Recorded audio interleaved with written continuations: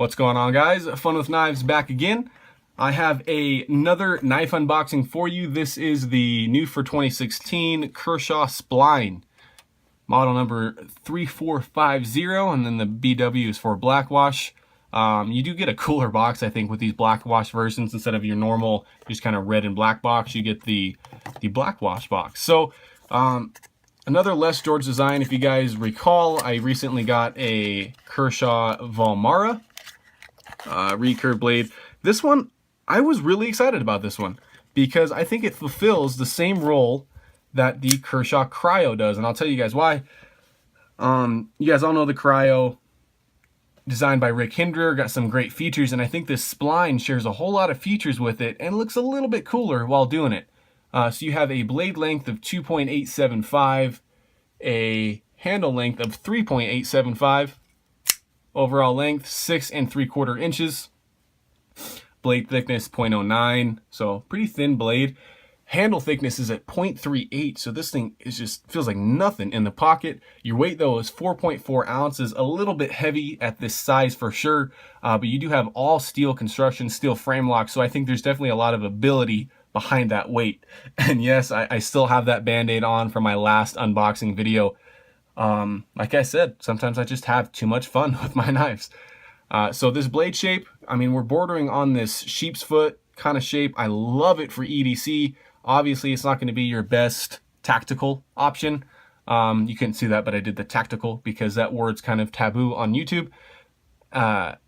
You do have Les George design, 8CR 13 MOV steel, model number, Kershaw Speed Safe, and I love the blackwash all over this thing.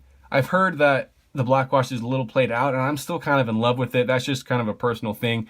It's a good, contrast from your normal satin finishes and your bead blast and your DLC coatings.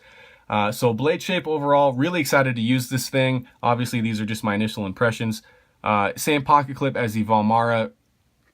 You can switch it to the other side, but I do like the pocket clip, but I'm just going to warn you guys, I'm a little bit worried about how my pants material is going to stay or get too caught up in there. If you guys can see that, that's a really thin space.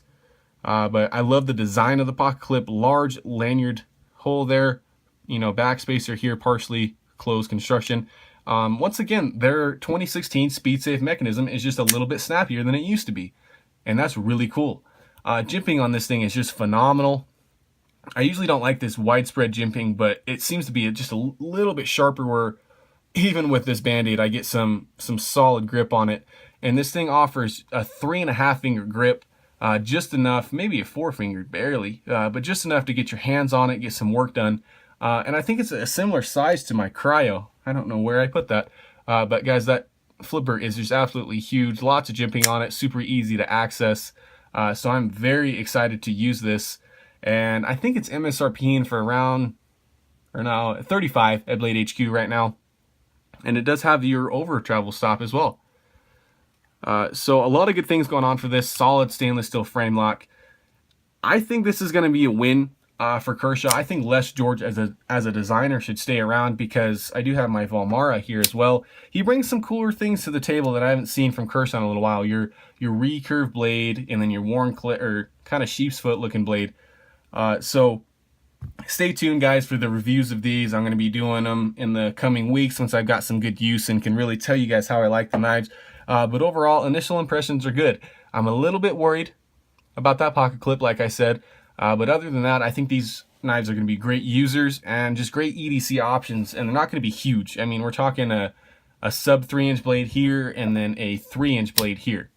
So once again, I'll try to keep my unboxing videos a little bit shorter. Thanks for watching, guys. Stay tuned on my Instagram page, YouTube channel. I'm going to be branching out all over in social media, so just look up Fun with Knives. I'm going to be posting videos and photos all the time. So thank you, guys. Hope this brought you a little bit of enjoyment and information, and make sure to like and subscribe.